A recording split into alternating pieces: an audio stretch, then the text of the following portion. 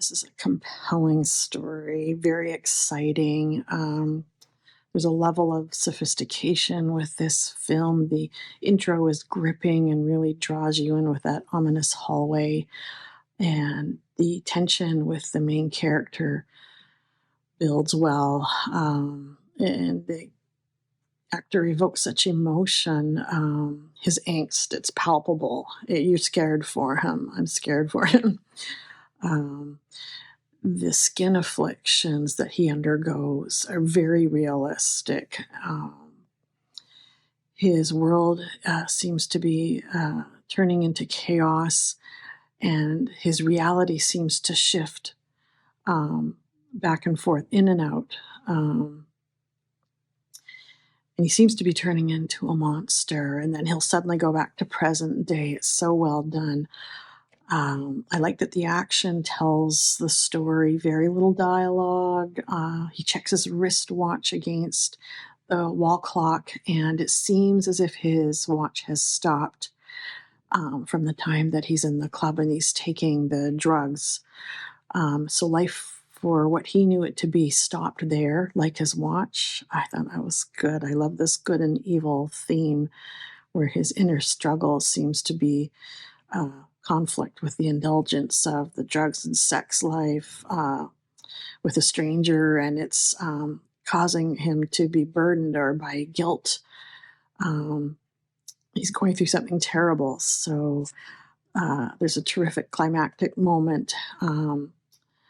As it plays out, he's crawling down the hallway, and there's red flashes of light coming from behind the door as if it's the gates of hell. So it's just really terrific. I enjoyed that. So it was a really strong piece, especially visually, but also thematically. I thought the angle of having a man who thinks he's very sick and goes to the hospital and realizes nothing is wrong, only to realize that he is quite sick, is sort of a fear that a lot of people have, and an anxiety that is very common and relatable. And I thought that the piece created a very sort of sinister and dark approach to it that created a great sense of mood and a really great aesthetic that was really matched with cinematography in particular. There are a lot of great shots, especially of the lead actor. The waiting room shots were really good, and the narrative was really great in balancing light and dark in terms of matching the mood and the themes and the symbolism of the piece as the lead character progressed on his sort of anxiety-filled journey. I thought his performance in particular was really great.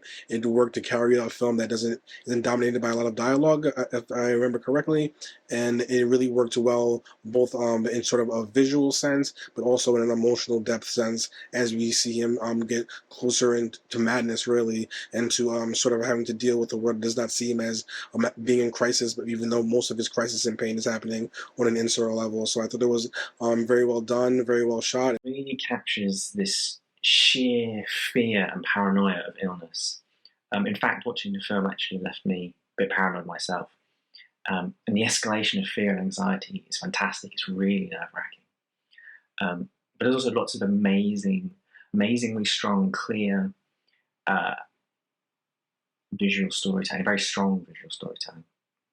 The complex opening shot is amazing, and it's really engaging emotionally when he puts you in the story. And it clearly shows these filmmakers have actually got a lot of skill. And the use of lighting again, whether it seamlessly transitions into the flashback in the nightclub by bringing the lighting of the nightclub into the present, is a really great detail. And the continued use of lighting and colour to further the storytelling is actually genuinely impressive. And there's just lots of really well executed effects that really heighten that feeling of fear, of paranoia, really continue to engage you in this film. This is a very clever idea, because I think at some point everyone had a doctor appointment where they've been waiting for test results, and those few minutes where you wait for the doctor to call you in, they can feel like years. And I really love the cinematography. The style looks like it's a mix between A Nightmare on Elm Street and Stranger Things at some point, especially when Theo completely loses his mind and his skin becomes ruined, almost like he's been burning, basically. And also like the the passage where we have these two storylines connected, Theo waiting for the doctor and Theo leaving again, the moment where he had sex in the club's toilet. So that could be the moment where he catched like an STDI, so either HIV or syphilis. So great, well done. I mean, first of all, just the general story, this guy grappling with the anxiety that he's, you know, been infected with some otherworldly disease, only to get a clean bill of health, and then presumably discover he actually is, you know, infected with this otherworldly disease. I thought was really interesting. I thought the whole thing was really well shot, very well put together, well acted.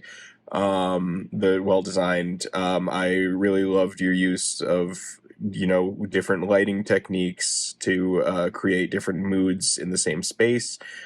Yeah, all in all, I thought that the production on this was really fantastic. I enjoyed this film, special effects, as the character goes on a downward spiral of despair and hopelessness, waiting for the results at clinic or hospital for what we discovered later is a life-changing test.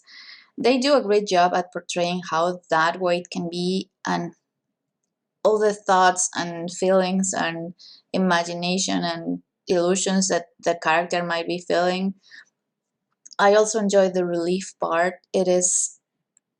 I kind of also side with the character when he got the results and it was all good. It's an amazing job. This film really shows the power of the imagination, especially when you know you've been engaging in risky behavior. It shows how the mind can get away with itself and how our minds always go to the worst case scenario for everything. Because this guy clearly knows he feels something wrong, but it could be just because it's not an STD doesn't mean it's not something like skin cancer. He's just in his head too much. Perhaps he needs mental health therapy instead of an STD screening. But there's clearly something wrong, and the film begins and ends with us knowing that there's something wrong in this guy's head.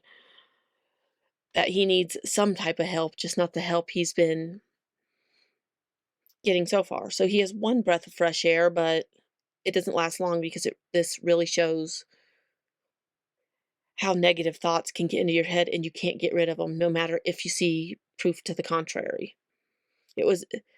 Doing this made the film very well executed to show how much things can get in your head, how much the past plays repeatedly, and no matter what happens, it's going to continue to do it. Made the film brilliantly executed by doing this. The DP did an amazing job in lighting this. How the entire thing had this mood to it, this feel to it. Whatever glass he used was amazing. It was great camera work.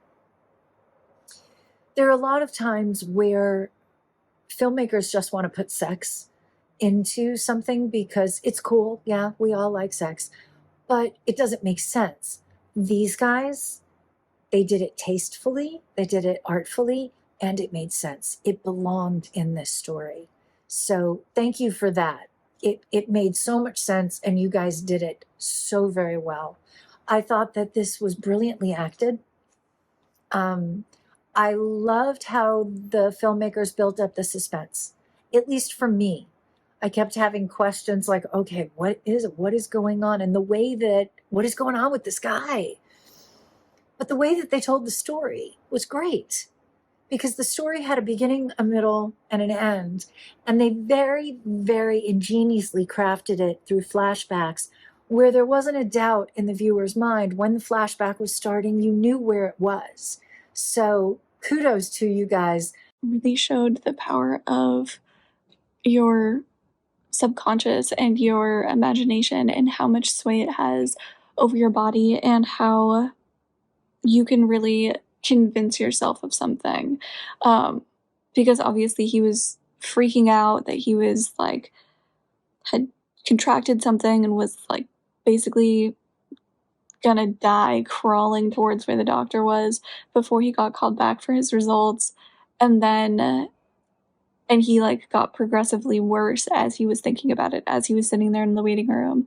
and that's like what you saw. It like manifest on his skin, and then after the results come in, he looks perfectly fine, he looks perfectly healthy, but that paranoia and that concept and that idea obviously stuck with him, because then at the very, very end, as he's walking out, you could still see it again. And so I think that this is just like such a great way of illustrating how powerful our minds are,